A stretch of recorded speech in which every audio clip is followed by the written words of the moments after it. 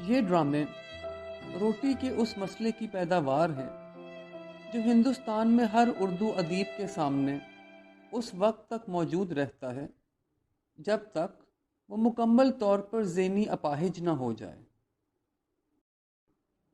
मैं भूखा था, चुनाचे मैंने ये ड्रामे लिखे।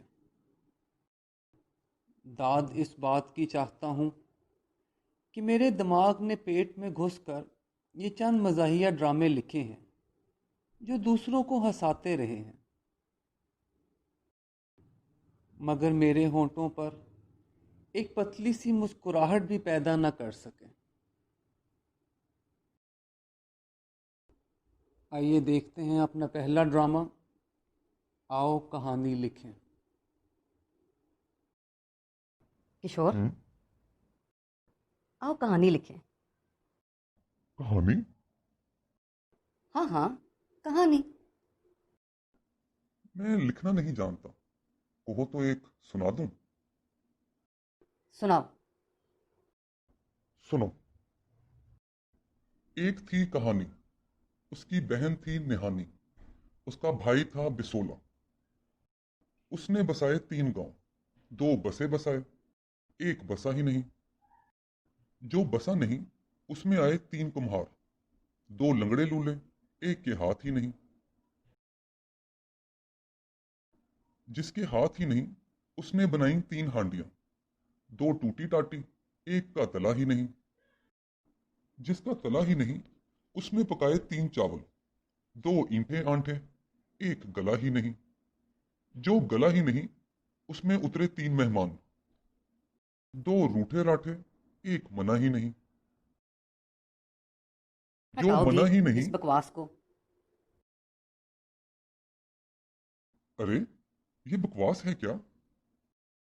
जब जानूं, अगर तुम बता दो कि उस मेहमान को क्या हुआ जो मना ही नहीं। ये भी कोई बड़ी बात है? बात तो बड़ी नहीं, पर तुम ना बता सकोगी। कोशिश करो। 2 रूठे राठे, एक मना ही नहीं। जो मना ही नहीं, उसको। घर से निकाल बाहर किया। वो क्यों? जब तुम नहीं माना करते तो मैं यही तो किया करती हूँ। ठीक है, पर वो मेहमान है। मैं मेहमान नहीं हूं। हर शख्स मेरी तरह कमजोर दिल कैसे हो सकता है? तुमने सोचे समझे बगैर उसे घर से निकाल दिया। वाह भाई वाह। मैं तो यही करती हूँ। तुम ऐसा हरगिज ना करती। मैं जरूर करती। तुम कभी ना करती। मैं कहती हूँ मैं ऐसा जरूर करती। फिर वही बात। मैं जो कह रहा हूं कि तुम ऐसा कभी ना करती। देखो जी, ये बात बढ़ जाएगी। तुम जानते हो कि मैं अपनी हट की बहुत पक्की हूँ। 1 इंच इधर ना हटूंगी। तुम्हारा रूठा हुआ मेहमान घर से जरूर बाहर निकल जाएगा।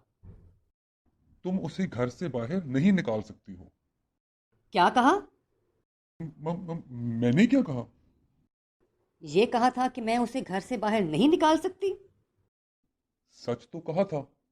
तुम ये कैसे कर सकती हो? कैसे कर सकती हूँ? तो बताऊं तुम्हें घर से निकाल के मैं कैसे कर सकती हूँ। गोया आज तक मैंने कभी तुम्हें घर से बाहर निकाला ही नहीं। चलो, अभी यहां से भाग जाओ। लाजवंती, जरा शांति से काम लो। बात हम उस रूठे हुए मेहमान की कर रहे हैं, और घर से बाहर तुम मुझे कर रही हो। हम्म, जो बात मैं कहूंगी तुम्हें मानना होगी। पर यह कैसे हो सकता है? कहानी में ऐसा नहीं लिखा है। कहानी में क्या लिखा है? यही लिखा होना चाहिए कि उसको घर से निकाल बाहर किया। तुम मानती नहीं, मगर मैं कहता हूं कि तुम बहुत सख्त दिल हो। वहां तो कुछ और ही लिखा है। मैं किसी के लिखे हुए को नहीं मानूंगी। तुम सुन तो लो। 2 रूठे राठे, एक माना ही नहीं। जो माना ही नहीं, उसको। उसको? लगाए 3 पापूश। एक इधर, एक उधर, एक लगा ही नहीं। 3 पापूश लगाए गए ना? हाँ हाँ, 3, पूरे 3। अगर 2 ही होते तो मैं कभी ना मानती। तुम्हें अच्छी तरह याद है ना कि 3 ही थे। थे तो तीन ही, पर तीसरा लगा नहीं। कोई बात नहीं, मेरे हाथ कभी नहीं चूकेंगे। मैं समझा नहीं। अच्छा है, अभी समझ के क्या करोगे? कोई आया है। तुम्हारा दोस्त नारायण है। ये तुमने कैसे जाना? घंटी से।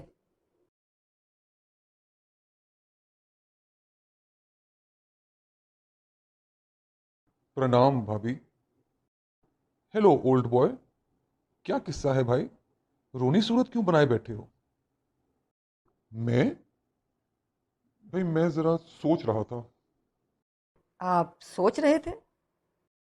क्या ये कुछ सोच भी सकते हैं? मैं ये सोच रहा था कि आज इन्होंने घंटी की आवाज़ से पहचान लिया कि तुम आ रहे हो, तो कल मेरी आवाज़ से पहचान लेंगी कि मैं डॉक्टर के पास जाने का बहाना करके तुम्हारे यहाँ ताश खेलने आ रहा हूँ। जिंदगी यूं बसर ना हो सकेगी नारायण। ये शर्लॉक होम्स बन रही हैं दिन ब दिन। अम्मा, ये शर्लॉक होम्स भी एक अजीब ही चीज़ था। जूते की नोक देखकर ये बता देता था कि उसके पहनने वाले की नाक टेढ़ी है, छड़ी से मैदे की हालत, सिगरेट की राख से आंखों का रंग और हैट से पैरों की शक्ल बता देना उसके नज़दीक मामूली काम था। ये सब फर्जी किस्से हैं, झूठ मूठ की बातें। झूठ मूठ की बातें? क्या कह रही हैं आप भाभी जान? ये सब कहानियां हैं बाबा, इनमें सच कहाँ। जिसमें चाहा गप हाँक दी। भला ऐसे कभी हो सकता है? मुझे कहिए, तो मैं अपनी तरफ से इस तरह की 3-4 कहानियां बनाकर सुना दूं? तो ये सब कहानियां होती हैं बिल्कुल, फर्जी किस्से। जिनको मैं भी लिख सकता हूँ? जब आपके दोस्त लिख सकते हैं तो आप ना लिख सकेंगे? अम्मा केशु, मुझे मालूम ना था कि तुम स्टोरी राइटर भी हो। क्या लिखा करते हो ऐसी कहानियां? भाई कभी लिखी तो नहीं, लेकिन सुबह से ये मेरे पीछे पड़ी हुई है कि आओ कहानी लिखें, आओ कहानी लिखें। तो आओ कहानी लिखें। आओ कहानी लिखें। तीनों मिलकर एक कहानी लिखें। बहुत अच्छा ख्याल है। एक कहानी के तीन राइटर। शुरू कौन करे? जो बोले वही कुंडी खोले। तो लो, तो लो मैं शुरू करता हूं। एक रोज का जिक्र है, एक रोज का जिक्र है। बाबू सालक राम रात को बहुत देर से घर आया। वो सख्त खौफ खा रहा था। उसकी बीवी कमला रात के सन्नाटे में चुपचाप उसका इंतजार कर रही थी। तुम्हें कैसे मालूम हुआ कि बाबू सालक राम बेआया हुआ था? रात को वही लोग देर से आते हैं और डरते हैं जो ब्याहे होते हैं। अच्छा भाई, तुम्हारी मर्जी। तो उसकी बीवी रात के सन्नाटे में उसका इंतजार कर रही थी। कि उसकी सालक बीवी को राम ये पता चल सोच गया रहा था। कि वो रात के 12:30 बजे तक ब्रिज खेलता रहा है और महीने की आधी तनख्वाह हार गया है, तो आफत आ जाएगी। ये तुमने अपनी तरफ से घड़ लिया कि वो ब्रिज खेल रहा था। हालांकि मैं चाहता हूं कि वो रात को एक नाच देख कर आए। नाच? ये तो और भी अच्छा है। बोलिए नारायण साहब, हम कहाँ तक पहुंचे थे? एक रोज का जिक्र है। बाबू सालिग्राम रात को बहुत देर से आया। वो सख्त खौफ खा रहा था। उसकी बीवी कमला रात के सन्नाटे में चुपचाप उसका इंतजार कर रही थी। सालिग्राम ये सोच रहा था कि वो औरत जिसका नाच वो क्लब घर में देखकर आया है। कितनी हसीन थी। चांद सा मुखड़ा, गोरी गोरी रंगत, काली नागनों के से बाल। जब वो नाचती थी तो उसके सफ़ेद टखनों में बंधे हुए घुंघरों की झुंझुनाहट किस तरह उसके दिल की धड़कनों में घुल मिल जाती थी। वाह भाभी वाह! उसके सफेद टखनों में बंधे हुए घुंघरों की झुंझुनाहट अभी तक गूंज रही थी। उसके कानों में उन घुंघरुओं की आवाज अभी तक गूंज रही थी। इसके साथ साथ उसके कान झिड़कियों और गालियों के बेपनाह शोर सुनने के लिए तैयार हो रहे थे, जो उसकी बीवी अपने सीने में छुपाए बैठी थी। मैं सोचता हूं, तुम बीच में उसकी बीवी का किस्सा क्या ले बैठती हो? औरत के बगैर कोई अफसाना मुकम्मल नहीं हो सकता। ठीक है, पर वो झिड़कियों और गालियों का बेपनाह तूफान अपने सीने में क्यों छुपाए बैठी है? औरत अपने हकूक की हिफाजत ना करे? तुम जैसे बेवफा मर्द अगर रात को 2-2 बजे घर आए तो क्या तुम्हारा ये मतलब है कि औरतें खामोश बैठी रहें, कुछ ना कहें, घुल घुल कर मर जाएं? तुम ऐश करो, नाच देखो, रंग रलियां मनाओ और हम अपनी जुबान पर ताले डाल दें? मैंने ये कब कहा? मैंने ये कब कहा? तुम तो बात बात पर भड़क उठती हो। हम कहानी लिख रहे हैं बाबा। लिखो, पर मेरी बात टोकने का तुम्हें कोई अधिकार नहीं, समझ लिया? हाँ तो मिस्टर नारायण, हम कहाँ तक पहुंच चुके हैं? हाँ, बहुत दूर पहुंच चुके हैं। हाँ, तो ये लिखा है मैंने।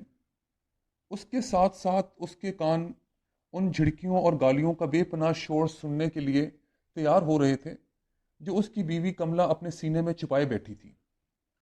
सालिक राम को उसकी कोई परवाह न थी।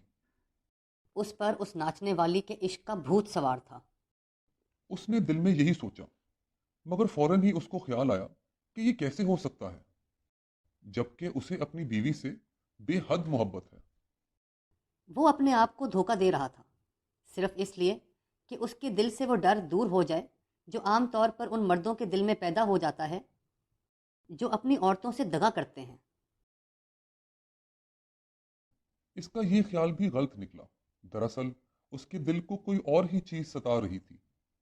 क्या? ये उसको मालूम नहीं था। ये भी अजीब बात है, उसको मालूम क्यों नहीं था? उसको मालूम क्यों नहीं था? मुझे क्या मालूम। बस उसे मालूम नहीं था, इसलिए कि उसे मालूम नहीं था। मुझे इस किस्म की ऊट पटांग बातें पसंद नहीं। तुम ठीक ठीक बताओ कि उसे क्यों मालूम नहीं था। तुम ये कह देने से कि उसे मालूम नहीं था अपने सालिक राम को उसकी मजलूम स्त्री की आंखों में सुरखरू साबित नहीं कर सकते। जो सज़ा मैंने तुम्हारे बाबू सालिक राम के लिए सोच रखी है उसे मिलकर ही रहेगी, समझे? तुम्हारी ये चालाकियां मेरे साथ ना चल सकेंगी। देखा नारायण, मैं तुमसे झूठ नहीं कहा करता। ये औरत बारूद की बनी हुई है, बारूद की। आतिशबाजी का चक्कर है। अब तुम बताओ कि ऐसी हालत में अफसाना कैसे मुकम्मल हो सकता है। मुझे तुमसे पूरी हमदर्दी है।